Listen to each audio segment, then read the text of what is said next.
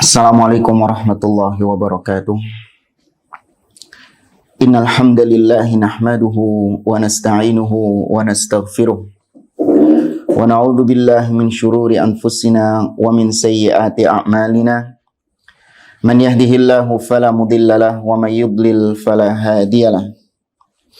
Asyhadu an la ilaha illallah wahdahu la syarika lah wa asyhadu anna Muhammadan abduhu wa rasuluh.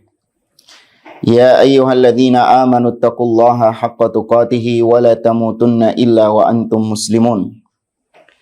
Ya ayyuhan nasu taqu rabbakumul ladzi khalaqakum min nafsin wahidah wa khalaqa minha zawjaha wa batha minhuma rijalan katsiran wa nisaa'a wattaqullaha alladzi tasaaluna bihi wal arham innallaha kana 'alaikum raqiba. Ya ayyuhalladzina amanu taqullaha wa qulu qawlan sadida yuslih lakum a'malakum wa yaghfir lakum dhunubakum wa may yuti'illaha wa rasulahu faqad faza fawzan 'azima amma ba'd. Fa inna asdaqal hadithi kitabullah wa khairal hadi hadiyu Muhammadin sallallahu alaihi wasallam wa syarral umuri muhdatsatuha wa kullu muhdatsatin bid'ah wa kulla bid'atin dhalalah wa kulla dhalalatin finnar. Para pemirsa Salaf Ittiba TV yang dimuliakan Allah Subhanahu wa taala, alhamdulillah di pagi hari ini Allah Azza wa Jalla mudahkan kita untuk berjumpa kembali melalui siaran online. Kita melanjutkan kembali pembahasan kitab Al-Ihkam fi Sabri Ahwalil Hukam yang dikarang oleh Syekh Ad-Doktor Ibrahim bin Amir Ar-Ruhaili hafizahullahu ta'ala. Pada pertemuan yang lalu kita masih di muqaddimah yang kedua, poin yang ke-6 terakhir kemarin kita bahas. Berarti pada pertemuan hari ini insyaallah kita masuk ke poin yang ke-7 dari muqaddimah yang kedua. Muqaddimah yang kedua sebagaimana yang kita pelajari di pertemuan-pertemuan yang lalu berisi tentang beberapa permasalahan-permasalahan syar'i yang berkaitan dengan pemimpin. Ya, kaidah-kaidah yang berkaitan dengan pemimpin seperti misalnya bagaimana pemimpin itu dibaiat atau bagaimana cara memperoleh kepemimpinan yang syar'i. Kemudian ketaatan kepada pemimpin apakah itu setara dengan ketaatan kepada Allah dan Rasul-Nya? Ya, kemudian juga pada pertemuan yang lalu disampaikan apabila pemimpin itu kurang dalam melayani rakyatnya, kurang dalam menunaikan kewajibannya sebagai pemimpin, maka rakyat tidak boleh membalas untuk tidak taat kepada pemimpin tersebut hanya lantaran pemimpinnya tidak mensejahterakannya. Ini kemarin sudah kita sampaikan pada pertemuan yang lalu. Sekarang kita masuk poin yang ke-7. Qala al-muallif rahimahullah sabi'an. Poin yang ke-7. Penulis mengatakan, akhbaran Nabi sallallahu alaihi wasallam an mukhalafatil hukam fi qawlihi. Nabi sallallahu alaihi wasallam pernah mengabarkan kepada umatnya tentang penyimpangan yang dilakukan oleh pemimpin, kekeliruan-kekeliruan yang dilakukan oleh pemimpin. Nabi bersabda, kata Nabi sallallahu alaihi wasallam, innahu yusta'malu alaikum umara fata'rifuna wa tunkir. Kata Nabi, sesungguhnya akan ada pemimpin-pemimpin yang akan memimpin kalian. Kalian mengetahui keburukan pemimpin tersebut, namun kalian juga mengingkari keburukan pemimpin tersebut. Ini kata Nabi SAW. Kemudian penulis melanjutkan, thumma akhbara an mawaqifin nasi minha. Setelah Nabi menyebutkan akan ada pemimpin-pemimpin yang kita mengetahui keburukannya dan kita ingkari, Nabi kemudian menyebutkan sikap sebagian manusia, tingkatan-tingkatan manusia dalam menyikapi keburukan pemimpin tersebut. Di antaranya, faqala, Nabi mengatakan, faman kariha faqad bari'a. Barang siapa yang membenci kekeliruan pemimpin tersebut, maka dia berlepas diri dari kekeliruan itu. Waman angkara faqad salima. Tingkatan yang kedua, barang siapa yang mengingkari kekeliruan pemimpin tersebut, maka dia selamat. walakin man radiya wa taba. Namun yang tercela adalah tatkala seseorang ridha dengan kekeliruan pemimpin tersebut, atau seseorang ikut-ikutan masuk ke dalam kekeliruan pemimpin tersebut. Maka ini yang dicela. Selanjutnya kata penulis, fadzakara arba'ata mawaqif ma'a bayani ahkamiha. Nabi tadi menyebutkan 4 sikap manusia. Artinya rakyat itu ketika mendapati ada pemimpin yang berbuat buruk, pemimpin yang melakukan kekeliruan, kesalahan, itu nggak lepas dari 4 sikap manusia itu. Semua tidak lepas dari 4 sikap ini. Sikap yang pertama, karihun bari'un, yaitu dia membenci kekeliruan pemimpin tersebut, maka dia ini berlepas diri dari pemimpin tadi. Maknanya, kata beliau, wa huwa man karihal mukhalafata biqalbihi wa ajiza 'anil inkari bilisani. Tingkatan yang pertama, tatkala seorang pemimpin melakukan keburukan, maka ada rakyat yang membenci keburukan tersebut. Dia berlepas diri dari keburukan pemimpin tersebut. Dialah orang yang membenci keburukan pemimpin tersebut dengan hatinya, namun dia tidak sanggup untuk mengingkari dengan lisannya. Ada pemimpin melakukan kesalahan, dia nggak suka dengan kesalahan itu, tapi dia mengingkarinya di dalam hatinya. Dia nggak mampu untuk mengingkari kesalahan pemimpin tersebut dengan lisannya. Entah karena memang mungkin dia tidak punya akses kepada pemimpinnya, atau mungkin dia tidak memiliki kesempatan, tidak memiliki ilmu ya untuk mengingkari dengan lisannya tersebut. Tapi mengingkari di sini bukan turun ke jalan, bikin spanduk, naik ke pickup, kemudian sewa toa, sound system, demo di jalan, bukan. Ya, mengingkari di sini adalah mengingkari dengan cara-cara yang telah diajarkan dalam Islam. Fahuwa bari'un min fi'liha ma'dzurun fi adami inkariha fil zahir. Maka jenis yang pertama ini, kata beliau, dia berlepas diri dari keburukan pemimpin tersebut dan dia mendapatkan uzur karena dia tidak mengingkari keburukan pemimpin itu dengan lisannya. Ya, ini tingkatan yang pertama. Kemudian yang kedua, kata beliau, ats-tsani munkirun salimun. Ketika mendapati seorang pemimpin berbuat keburukan, maka ada di antara rakyat yang mengingkarinya. Ya, ada di antara rakyat yang mengingkarinya dan dia selamat dari keburukan pemimpin tersebut. Wa huwa man ankaral mukhalafata bihasabi istita'atihi. Maknanya adalah seorang tadi dia mengingkari penyimpangan, kekeliruan, kesalahan yang dilakukan oleh pemimpin sesuai dengan batasan kemampuannya, diingkari sama dia. Ada seorang dai, ya, dia melihat pemimpin melakukan penyimpangan, entah bentuknya kesyirikan mungkin, atau kebid'ahan, atau mungkin kemaksiatan, maka diingkari oleh sang dai itu, namun mengingkarinya adalah dengan cara menjelaskan hukumnya. Ya, diingkari dengan cara menjelaskan hukumnya. Kita beri satu contoh, meskipun nanti akan ada rincian dari permasalahan ini di bab selanjutnya. Contoh misalnya pemimpin berencana untuk membuat patung, monumen di tengah kota. Mungkin ada seorang pahlawan, ada seorang yang ya dianggap sebagai tokoh, dibikinkan patung di tengah jalan. Kemudian seorang dai yang dia mengetahui tentang haramnya membuat patung, ya, membuat hal-hal yang di situ merupakan tandingan-tandingan bagi Allah Subhanahu wa taala, dia menjelaskan kepada rakyat, dia menjelaskan kepada umat bagaimana hukum di dalam Islam membuat patung, dijelaskan hukumnya haram, disebutkan dalil-dalilnya dan lain sebagainya. Ini kemampuannya cuma sampai segitu saja. Adapun untuk dia menasehati langsung penguasanya, dia terkendala tidak memiliki akses ke sana. Mungkin seperti itu. Nah, maka jenis yang kedua ini, kata beliau, fahuwa salimun min fi'liha wa min tarki inkariha. Orang yang jenis kedua ini yang mengingkari penyimpangan pemimpin dengan lisannya, maka dia selamat dari keburukan pemimpin tersebut dan dia juga selamat dari jenis yang pertama tadi, yaitu tidak mengingkari dengan lisan. Dua jenis tadi membenci dengan hati, kemudian yang kedua mengingkari dengan lisan, ini tingkatan yang baik. Yang seharusnya kita ya minimal menjadi orang yang jenis pertama tadi, membenci dengan hati penyimpangan pemimpin, atau mengingkari dengan lisan sesuai dengan batasan-batasan syar'i. Nah, adapun yang ketiga dan yang keempat, ini yang sebaiknya kita jangan menjadi golongan ini. Yang ketiga atau yang keempat, ini yang tercela. Apa itu?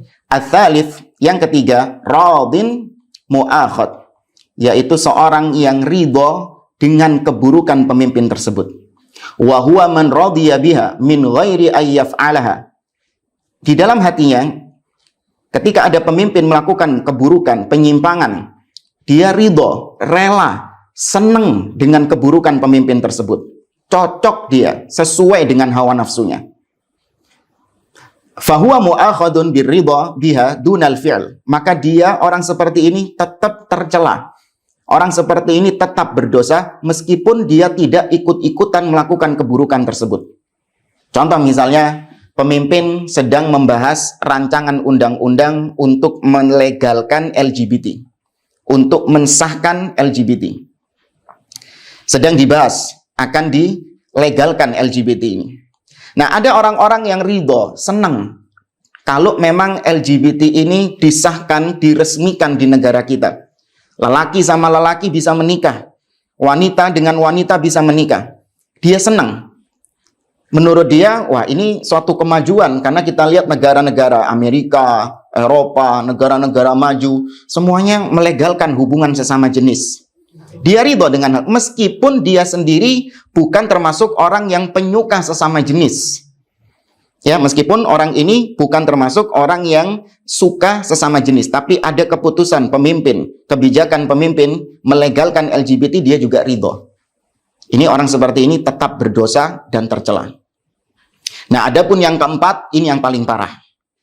Mutabi'un athimun, yaitu orang yang ikut-ikutan keburukan pemimpin tersebut, dia langsung melakukan keburukan itu.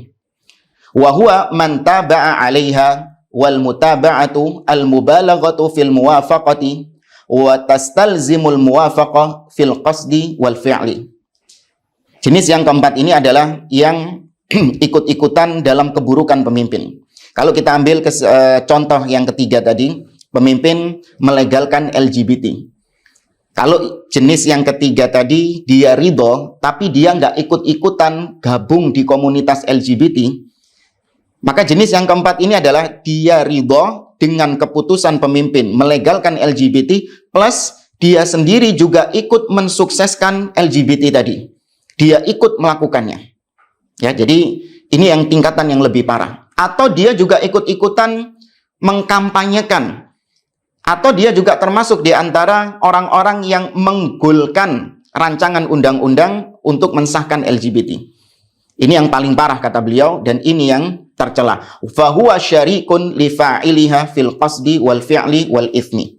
Maka yang keempat ini sama saja, dia itu seperti pelakunya, ya, dia juga sama seperti orang yang niat untuk melakukan perbuatan tersebut, dan dia juga mendapatkan dosa yang sama dari pemimpin tadi. Nah, ini yang ketujuh. Baik, jamaah dimulakan oleh Allah, itu hanya contoh saja dari kasus-kasus yang kita sampaikan. Intinya tidak lepas dari 4 perkara ini, 4 hal ini. Ini menjawab pertanyaan yang kemarin ya, yang masuk, Ustadz, bagaimana kalau ada pemimpin yang melakukan keburukan, bagaimana cara kita mengingkari atau bagaimana sikap kita? Maka ambil sikap yang pertama atau yang kedua. Kalau pemimpin melakukan keburukan, Anda benci keburukan tersebut, yang pertama di dalam hati. Kalau memang Anda memiliki kemampuan mengingkarinya dengan lisan, Anda punya akses untuk bisa menasihati pemimpin, maka lakukan. Ya, bukan turun ke jalan demo, atau bukan mencela di medsos, atau bukan mencela di mimbar-mimbar bebas. Tidak.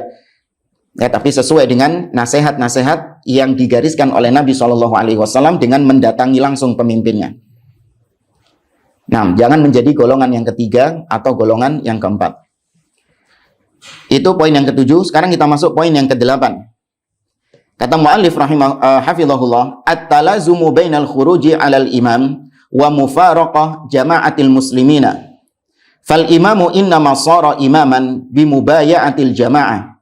Fal khuruju 'alaihi mukhalafatun lahum wal jama'atu la baqa'a laha illa bi imamin. Wa qad taqaddama qawlu Umar radhiyallahu anhu la jama'ata illa bi imarah.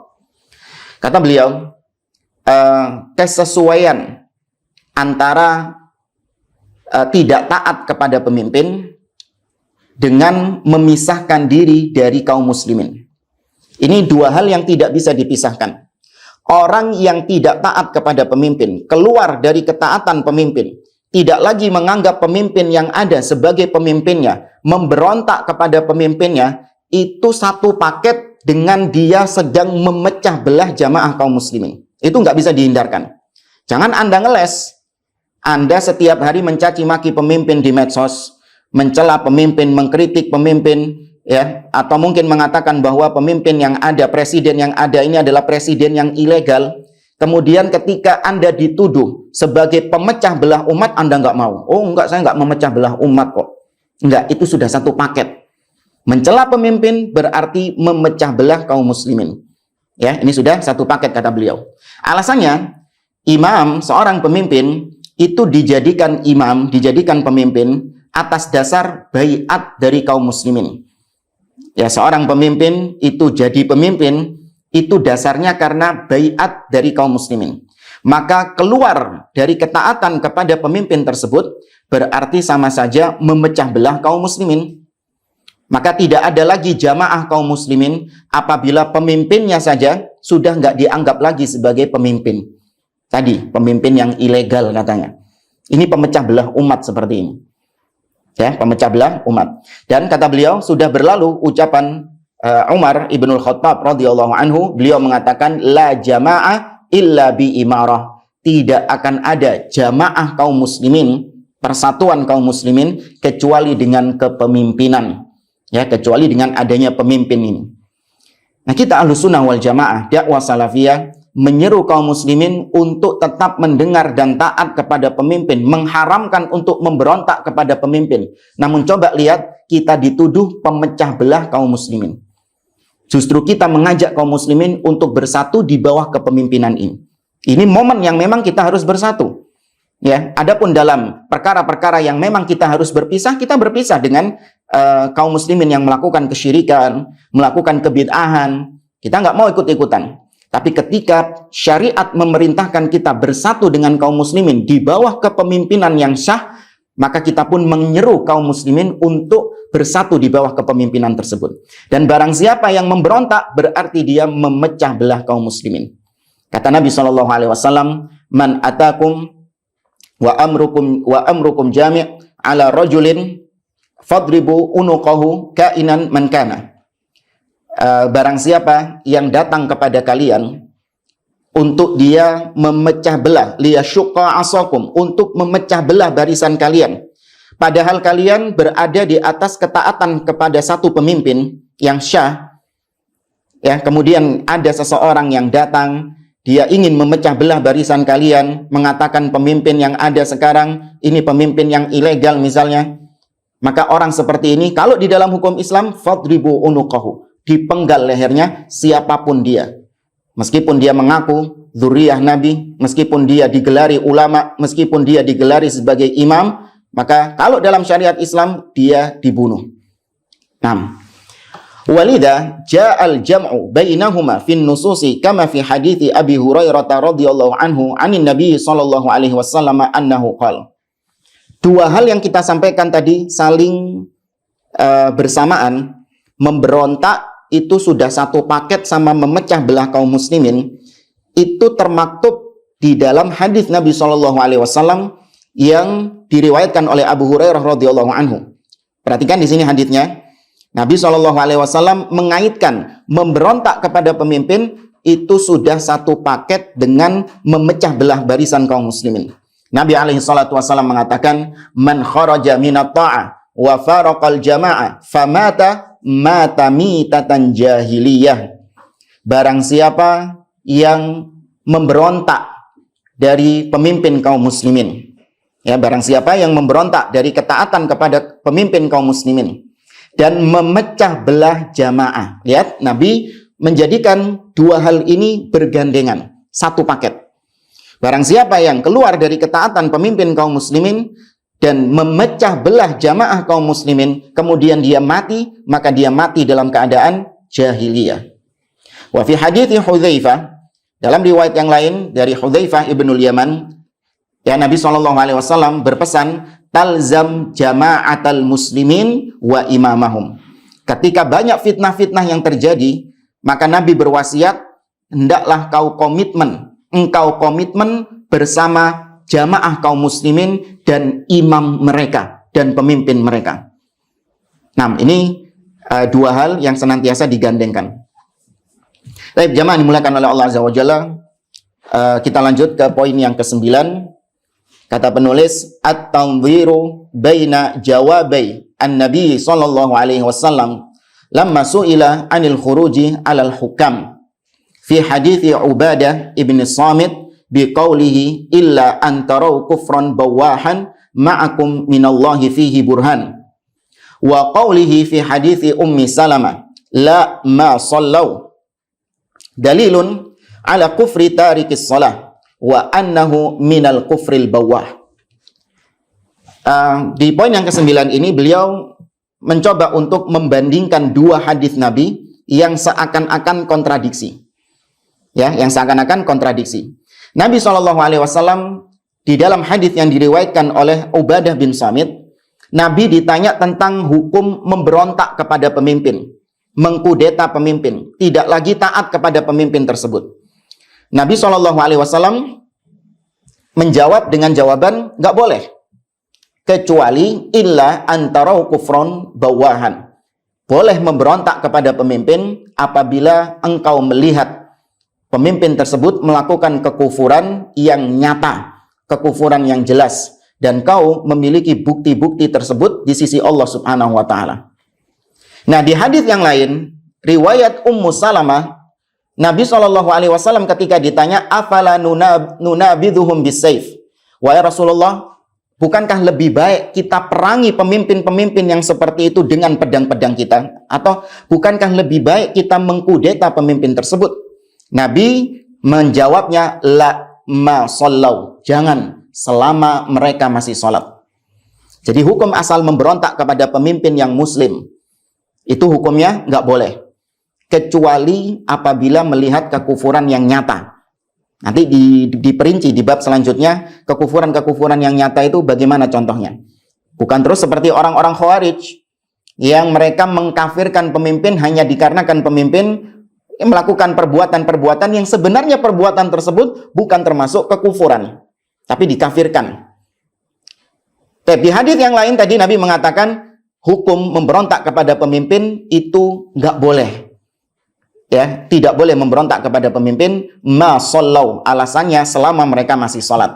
Nah, di sini kata beliau, dua hadis ini seakan-akan berkontradiksi, tapi sebenarnya enggak. Ini saling melengkapi satu dengan yang lain. Justru hadis ini dijadikan oleh para ulama sebagai dalil tentang kafirnya orang yang meninggalkan sholat dengan sengaja tanpa uzur. Ya, meninggalkan sholat 5 waktu dengan sengaja tanpa ada uzur. Ya, ini menurut pendapat yang rajih termasuk kekufuran yang nyata. Ya, termasuk kekufuran yang nyata. Karena Nabi mengatakan jangan diberontak selama mereka masih sholat. Berarti apabila mereka nggak sholat, mafhum mukhalafahnya ini, berarti kalau mereka nggak sholat, maka masuk kategori kufron bawahan, kekafiran yang nyata, boleh untuk diberontak. Saya tanya kepada Anda, apakah pemimpin kita, presiden kita, Bapak Joko Widodo melaksanakan sholat? Ya, Anda jawab sendiri. Ini kita berbicara sabda Nabi SAW. Kita mengatakan iya, beliau hafizahullah, semoga Allah menjaga dan memberi taufik kepada pemimpin kita, beliau melaksanakan sholat. Namun lihatlah orang-orang yang memang dalam hatinya ada penyimpangan. Mereka mengatakan, oh itu sholatnya pencitraan, oh itu sholatnya baca Al-Fatihahnya keliru, salah. Maka kita jawab, ya itu manusia memang seperti itu. Manusia mahallul khata' wan nisyan. Manusia tempat salah dan tempat keliru. Ada kesalahan-kesalahan, maka tugas rakyatlah untuk membenarkan pemimpin tersebut. Dinasihati, kau melihat mungkin pemimpin, ya presiden melaksanakan sholat, salah bacaannya, kau ajari. Ya, kau datang untuk menawarkan, mengajarkan ngaji, baca Quran kepada presiden. Jangan Anda koar-koar di medsos. Jangan Anda mencelanya di medsos, mencelanya di mimbar, menjadikan itu sebagai hal yang membuka pintu-pintu fitnah, mengajak rakyat untuk benci kepada pemimpinnya. Padahal yang dilakukan sama pemimpin adalah sebaik-baiknya perbuatan, yaitu sholat, beribadah kepada Allah Subhanahu wa Ta'ala, masih saja dicela. Sholat masih saja dicela. Dikatakan pencitraan. Anda tahu isi hatinya? Anda tahu isi hatinya kalau memang presiden melaksanakan sholat untuk pencitraan, untuk supaya diketahui oleh masyarakat? Tahu dari mana? Anda mengaku-ngaku tahu hal gaib, yang mana hanya Allah Subhanahu wa Ta'ala yang mengetahui hal gaib. Usamah bin Zaid radhiyallahu anhu pernah disemprot sama Rasul sallallahu alaihi wasallam. Tatkala Usamah bin Zaid pernah membunuh seseorang dalam medan peperangan yang mengucapkan la ilaha illallah, dibunuh sama Usamah bin Zaid. Kemudian berita ini sampai kepada Nabi sallallahu alaihi wasallam. Nabi mencecar Usamah bin Zaid dengan pertanyaan, aqataltahu ba'da an qala la ilaha illallah? Apakah kau membunuh orang tersebut setelah dia mengucapkan la ilaha illallah? Usamah bin Zaid berkilah mengatakan, ya Rasulullah, innahu qala dzalika khaufan. Wahai Rasulullah, dia mengucapkan la ilaha illallah itu karena terpojok. Dari tadi tak kejar dia nggak mengucapkan la ilaha illallah. Baru ketika kepepet, ketika pedangku sudah mau mengenai lehernya, dia baru mengucapkan la ilaha illallah. Apalagi ya Rasulullah, kalau itu bukan karena kepepet, takut sama pedangku. Lihat, kalau dipikir secara akal, iya sih, memang benar kepepet. Ngapain kalau dia memang niat masuk Islam, nggak dari tadi mengucapkan la ilaha illallah. Baru ketika ke pojok, dia mengucapkan la ilaha illallah. Masuk akal alasannya. Cuman apa agama ini dibangun di atas dasar akal? Orang mengatakan tuh, lihat presiden kalau sholat pakai kamera, ada wartawannya, diundang ini, kan itu pencitraan. Ya masuk akal. Tapi Nabi SAW mengajarkan kepada kita, agama itu bukan dilandasi dengan akal, tapi agama dilandasi dengan dalil. Nabi menyemprot Usamah bin Zaid dengan mengatakan, hal syaqaqta sadrah wa hal syarahta sadrahu. Wahai Usamah, kau mengatakan dia mengucapkan la ilaha illallah karena takut pedangmu. Apa kau sudah membelah dadanya? Apa kau sudah melihat isi hatinya sehingga kau tahu niatnya dia mengucapkan la ilaha illallah karena takut sama pedangmu? Ini perkara gaib. Ya, maka bertobatlah, beristighfar kepada Allah. Orang-orang yang mencela pemimpin tatkala melakukan sholat, dituduh pencitraan dan lain sebagainya. Ya, maka pemimpin kita melaksanakan sholat, maka berarti pemimpin tersebut dilarang untuk diberontak, dilengserkan, diturunkan, atau dicaci maki, karena Nabi mengatakan la masallau. Jangan diberontak, tetap dengar dan taat selama mereka masih menegakkan sholat. Qala samahatus Syekh Abdul Aziz Ibn Baz rahimahullah, berkata Syekh Abdul Aziz Ibn Baz rahimahullah ta'ala, beliau mengatakan, hadza yadullu ala anna man taraka as-salata wa lam yuqimha faqad ata kufran bawahan. Hadis tadi menunjukkan bahwa barang siapa yang meninggalkan salat dengan sengaja tanpa ada uzur, maka berarti dia sedang melaksanakan perbuatan yang tadi dikatakan Nabi, kufran bawahan, kekufuran yang nyata. Ya, meninggalkan salat ini adalah kekufuran yang nyata. Baik, kemudian yang ke-10, qala al-muallif fi haditsil Irbad ibn Sariyah wa qaulin Nabi sallallahu alaihi wasallam, usikum bi taqwallah was-sam'i wat-tha'ah wa in ta'ammara 'alaikum 'abd. Hadits Irbad ibn Sariyah radhiyallahu anhu yang dikenal dengan wasiat perpisahan, ya. Anda sering dengar hadis wasiat perpisahan. Di dalam hadis tersebut Nabi memberikan wejangan-wejangan kepada para sahabat. Di antara wasiat Nabi, usikum bitaqwallahi azza wajal. Aku wasiatkan kalian untuk bertakwa kepada Allah azza wajal. Wasam'i wa ta'ah. mendengar dan taat kepada pemimpin. Wa in ta'ammara 'alaikum 'abd, meskipun yang memimpin kalian adalah seseorang yang dia ini mengukuhkan dirinya sendiri sebagai pemimpin. Ini makna ta'ammar. Makna ta'ammar artinya dia itu mendeklarasikan dirinya sendiri sebagai pemimpin. Bukan dengan jalan musyawarah, bukan dengan cara meminta keridhaan kepada rakyatnya, tidak. Namun dengan kekuatannya dia mendeklarasikan dirinya sebagai pemimpin. Meskipun yang memimpin kalian adalah seorang budak. Wa fi riwayah Tirmidzi, dalam riwayat Imam At-Tirmidzi, Nabi mengatakan wa in 'abdun habasyi, meskipun yang memimpin kalian adalah seorang budak dari Habasyah. Tapi hadis ini, kata penulis, fihi dalalatun ala thubutil imamati wa ahkamiha bil ghalabah. Hadis ini adalah dalil tentang penetapan imam, kepemimpinan, dan hukum-hukum yang berkaitan dengan kepemimpinan bagi orang-orang yang mendapatkan kepemimpinan dengan jalur-jalur yang tidak syar'i, yaitu dengan cara kudeta, atau dia ini orang yang gak kredibel sebenarnya jadi pemimpin, tidak memenuhi syarat jadi pemimpin. Tapi kalau dia sudah berhasil meraih kepemimpinan, dia memaksakan diri untuk meraih kepemimpinan dan berhasil, dan dia seorang yang muslim, masih muslim, maka sah kepemimpinannya, berlaku hukum-hukum pemimpin atasnya. Makanya sebagian orang-orang jahil menuduh salafiyin itu pelin-pelan. Mereka mengatakan kalian ini gak ikut pemilu. Mengatakan pemilu adalah sistem kufur. Demokrasi adalah sistem kufur. Tapi kenapa ketika pemimpin yang dipilih melalui pemilu itu sudah naik, kalian membaiatnya? Ya, kalian mendengar dan taat. Ini sikap yang pelin-pelan. Kalau memang kalian mengatakan pemilu itu kufur, sekalian hasil dari pemilu juga dikufuri. Orang-orang seperti ini adalah orang-orang yang jahil, tidak pernah mempelajari bagaimana manhaj akidah Ahlussunnah wal Jamaah dalam masalah ini. Berbeda hukumnya proses meraih kepemimpinan dengan ketika pemimpin sudah naik tahta kepemimpinan. Iya. Kalau memang proses itu tidak syar'i, kita nggak mau ikut-ikutan. Kita tidak ridho. Entah dengan jalur pemilu, pemungutan suara, atau dengan cara kudeta yang menumpahkan darah kaum muslimin, kita nggak ridho dengan itu semua. Namun ketika sudah naik pemimpin tersebut, perangnya sudah selesai, atau pemilunya sudah selesai, muncul satu pemimpin yang dia memang mendapatkan kepemimpinan tersebut dengan kekuatannya, maka berarti sah kepemimpinannya untuk meredam fitnah. Ya, untuk meredam terjadinya gejolak. Ya, tetap diakui kepemimpinan tersebut. Ini dalilnya. Kalau ditanya mana dalilnya sikap kalian, ini dalil yang kita baca ini. Hadis dari Al-Irbad Ibn Sariyah.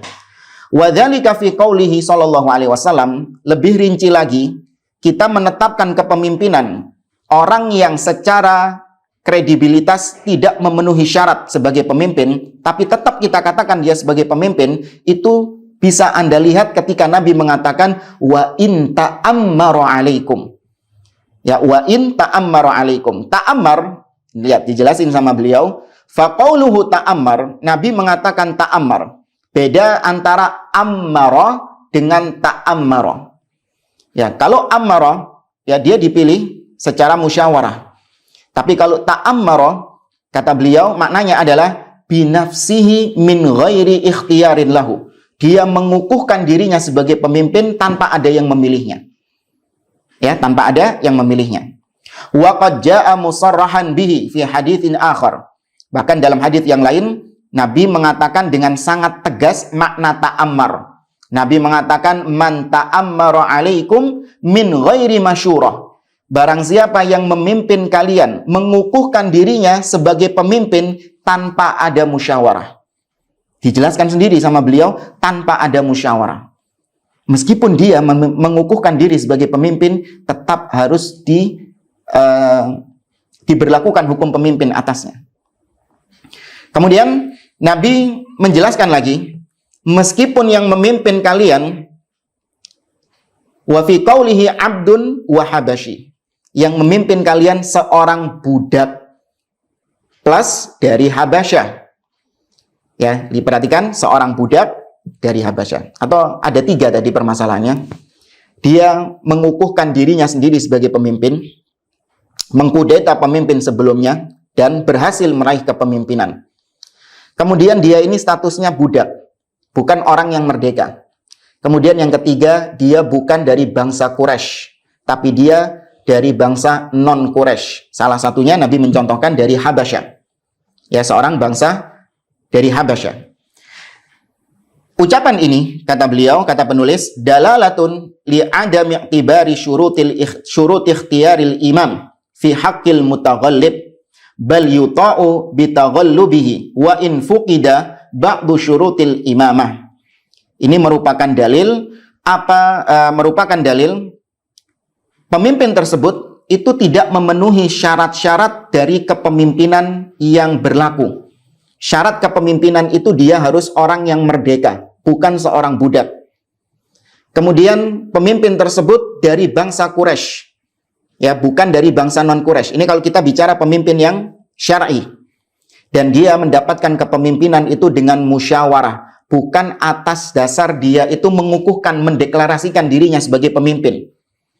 Tapi kalaupun ada yang tidak memenuhi syarat tadi, Nabi tetap memerintahkan alaikum bitaqwallah wasam'i wa ta'ah. Nih lihat, tetap mendengar dan taat kepada pemimpin tersebut meskipun tidak kredibel memenuhi syarat-syarat kepemimpinan. Ya, hilang sebagian syarat-syarat kepemimpinan tersebut.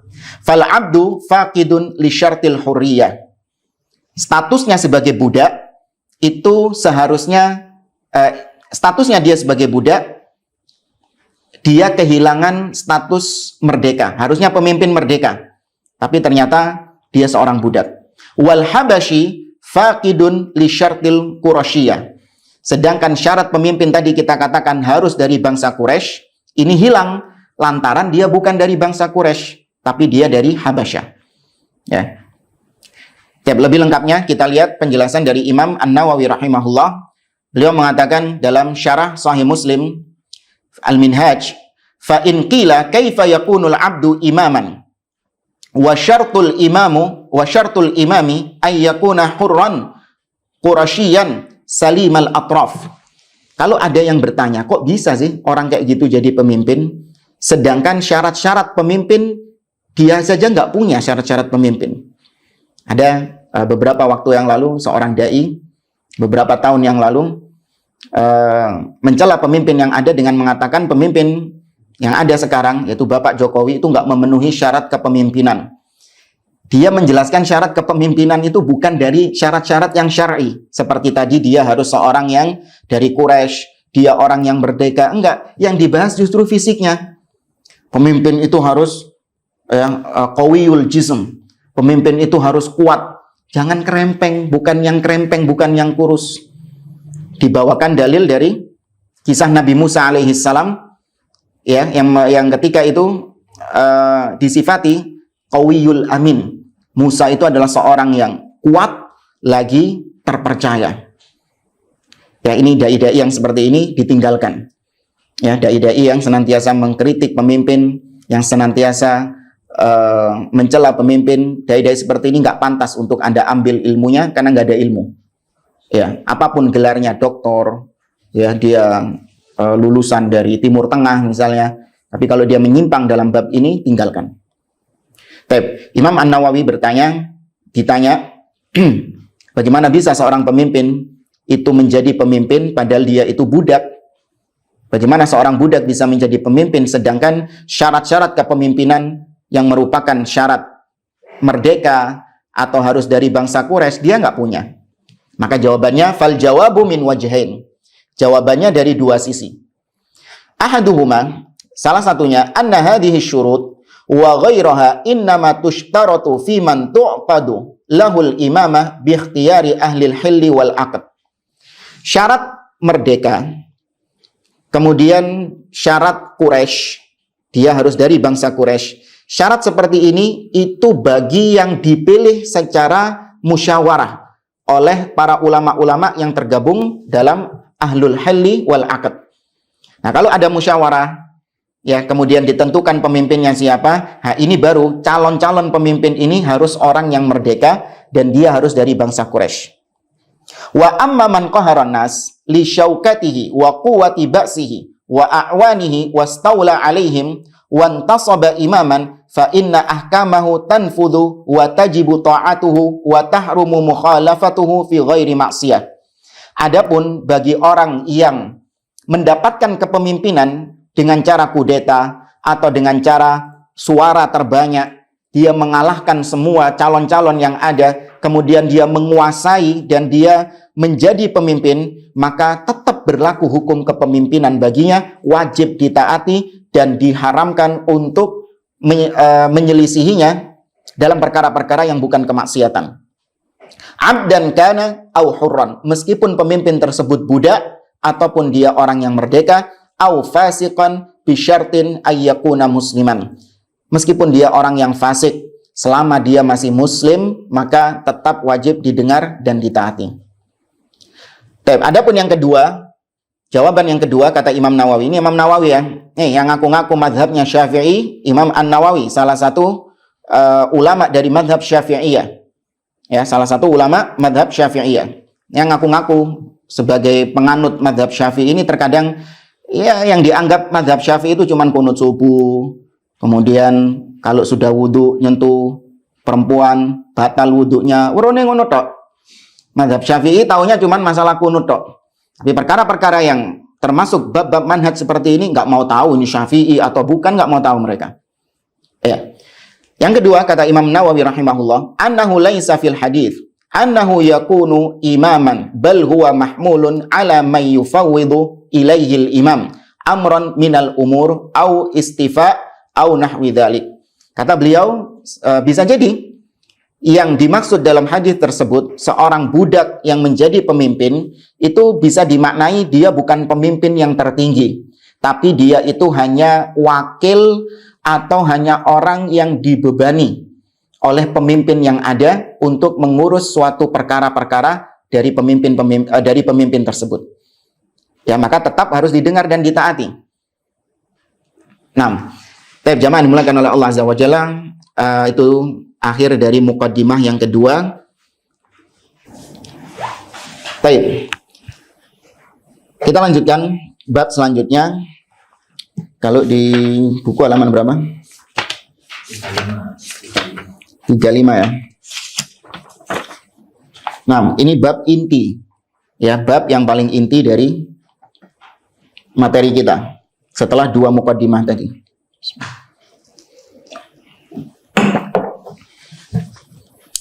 Qala al-muallif hafizallah, berkata penulis, wa ba'da hatainil muqaddimatain hadza awanu syuru'i fil maqsud. Setelah kita paparkan dua muqaddimah, ya, Anda mungkin kalau belum melihat, silakan simak kajian-kajian kita sebelumnya.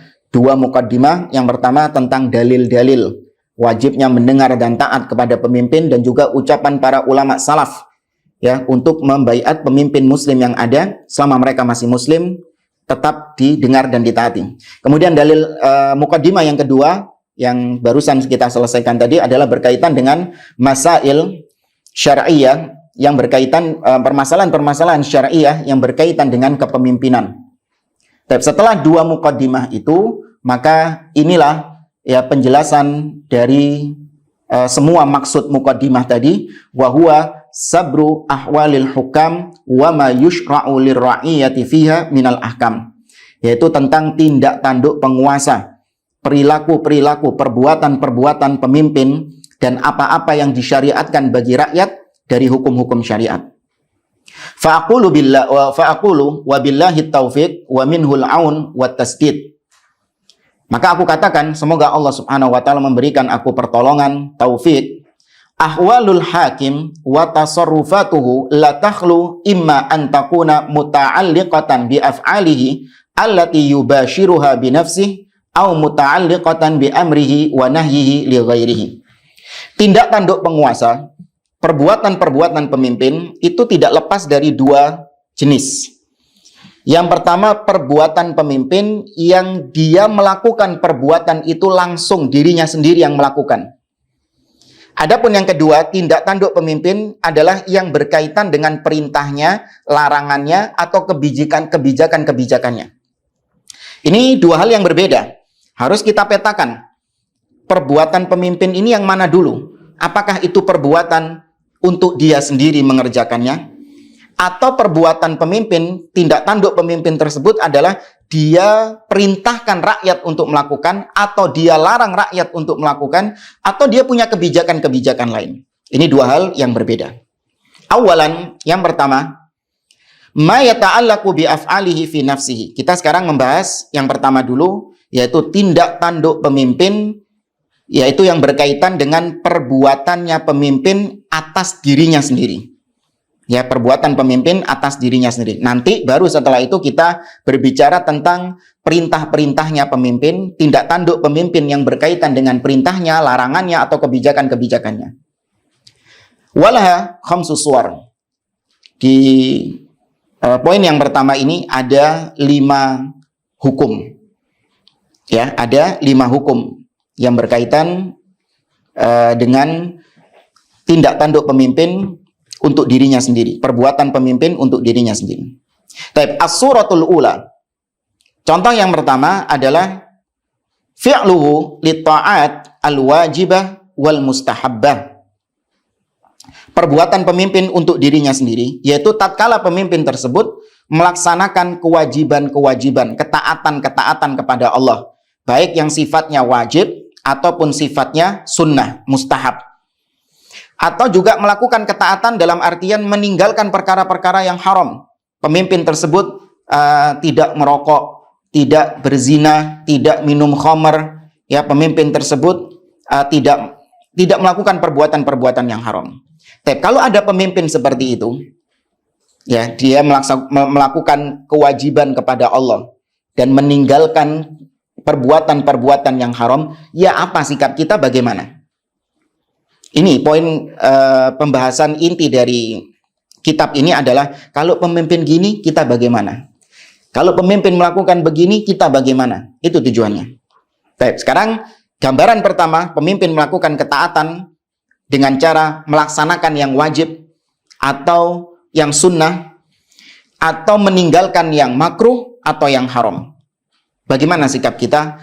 Kata beliau, fahada mujibun limuwalatihi wa mahabbatihi wa i'anatihi alaihi li umumil adillati dalati ala dzalika ka qaulihi ta'ala. Maka kalau ada pemimpin yang melakukan ketaatan kepada Allah, ya misalnya tadi dia melaksanakan sholat 5 waktu. Ya, dia melaksanakan sholat 5 waktu. Bagaimana sikap kita? Maka kita wajib, ingat ya, wajib. Kita wajib loyal kepada pemimpin tersebut, mencintai pemimpin tersebut atas apa yang dia kerjakan, yaitu dia melaksanakan sholat 5 waktu, dia berpuasa di bulan Ramadan, atau dia berkurban di hari raya Idul Adha. Wajib untuk loyal kepada pemimpin, mencintainya, dan menolong, membantunya, mensupportnya. Ya, wajib untuk mensupportnya. Dalilnya yaitu keumuman firman Allah Subhanahu wa taala dalam surah At-Taubah. Keumuman firman Allah itu kalau kita mendapati ada saudara kita yang berbuat baik, kita ya mencintai perbuatan baik tersebut. Ada kawan kita, jangankan pemimpin, ada kawan kita melakukan kebaikan, dia bersedekah misalnya, atau kita lihat dia ini melakukan sholat 5 waktu, ya dia gemar untuk menghadiri majelis-majelis ilmu, dia rajin membaca Al-Quran, maka kita cintai perbuatan itu, wajib hukumnya kita cintai. Kita support dia, kita dukung dia. Allah berfirman dalam surah At-Taubah ayat 71, wal mu'minuna wal mu'minat ba'duhum awliya'u ba'd ya'muruna bil ma'ruf wa yanhauna 'anil munkar. Orang yang beriman, laki-laki dan perempuan, mereka itu saling support sebagian yang lain kepada sebagian yang lainnya. Ya, mereka itu saling menolong, saling support dalam hal-hal yang baik. Mereka memerintahkan kepada yang ma'ruf dan mencegah daripada yang buruk. Firman Allah yang lain misalnya kalau mau kita tambahkan, Allah berfirman, wa ta'awanu 'alal birri wat taqwa wa la ta'awanu 'alal itsmi wal 'udwan. Saling tolong menolonglah kalian, saling support mensupport dalam perkara-perkara yang berkaitan dengan kebaikan dan ketakwaan kepada Allah, dan jangan kalian saling support mensupport mendukung dalam perkara-perkara yang dosa. Ya, nggak boleh mendukung perkara-perkara yang dosa. Maka kalau ada pemimpin tadi kita katakan melakukan sholat 5 waktu, dicintai perbuatan ini. Jangan dikata-katai ini pencitraan, ini hanya sekedar untuk menunjukkan Islamnya karena selama ini dia dituduh munafik. Ini orang-orang yang tidak memiliki akidah dalam dirinya alias tidak memiliki pendidikan agama yang benar. Ya, seandainya kalau dia membaca bagaimana para ulama mendudukkan hal tersebut, tentu dia akan memuji, mencintai kebaikan-kebaikan yang dilakukan oleh pemimpin tersebut. Nah, Ana cukupkan sampai di sini karena yang kedua, bentuk tindak tanduk pemimpin yang kedua yang berkaitan dengan perkara-perkara yang mubah. Di sini beliau menjelaskannya agak panjang ya. Ya, 2 halaman ini. Mungkin insya Allah kita bisa melanjutkan pada pertemuan yang akan datang. Wallahu a'lam. Ana mulai sesi tanya jawab. Ana dulu seorang jurnalis, Ustadz, sering menulis tentang artikel kritikan terkait kebijakan pemimpin. Apakah itu termasuk tidak taat kepada pemimpin, Ustadz? Iya, itu termasuk bentuk Anda melakukan kritikan kepada pemimpin dengan cara yang tidak benar. Bukan nggak boleh. Ya, sering, bahkan hampir setiap pertemuan kita sampaikan, Islam menganjurkan untuk menasihati pemimpin. Namun ada caranya. Bukan di media-media umum yang intinya akan menanamkan kebencian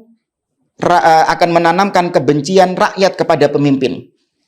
Jadi orang itu kalau baca koran, ya ini para jurnalis atau wartawan, reporter yang tiap hari nulis koran, isinya judulnya tuh menohok, mengkritik kebijakan pemimpin. Yang orang kalau baca koran tiap pagi mestinya enak sambil minum kopi, sambil menikmati udara pagi, ya.